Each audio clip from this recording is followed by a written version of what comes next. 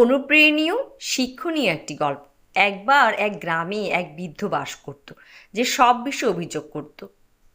সে নিজেকে বিশ্বের সবচেয়ে দুর্ভাগা মানুষ হিসেবে ভাবত, আর সবসময় বিষণ্ণ এবং খারাপ মেজাজে থাকত। সারা গ্রাম তাকে দেখে বিরক্ত ছিল। সময় আর বয়স বাড়ার সাথে সাথে সে আরও বিরক্তকর হয়ে উঠেছিল এবং সবসময় কটু কথা উচ্চারণ করত। লোকেরা তার প্রতি এতটাই বিরক্ত হয়েছিল যে তারা তাকে এড়িয়ে চলত। এমনকি সে যদি কাউকে সুখী দেখত তাকেও অপমান করত। ফলে তার উপস্থিতি অন্যদের জন্য সুখকর ছিল না। কিন্তু একদিন একটি অবিশ্বাস্য ঘটনা ঘটল। সবাই বৃদ্ধের সম্পর্কে একটি গুজব শুনতে পেল।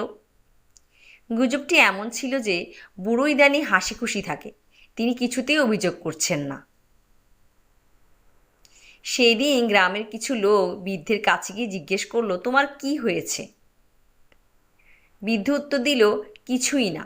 আমার সমস্ত জীবন ধরে আমি সুখের পিছনে ছুটেছি, কিন্তু তা আমার ভুল ছিল। তাই আজ আমি সুখ চাওয়ার কথা না ভেবে বেঁচে থাকার সিদ্ধান্ত নিয়েছি এবং জীবনকে উপভোগ করব। এজন্যই আজ আমি খুশি এবং সুখী। গল্পের নৈতিক: আমরা যদি সুখের পিছনে না ছুটে বরঞ্চ জীবনের প্রতিটি মুহূর্ত উপভোগ করি, তবেই আমরা প্রকৃত সুখী হব।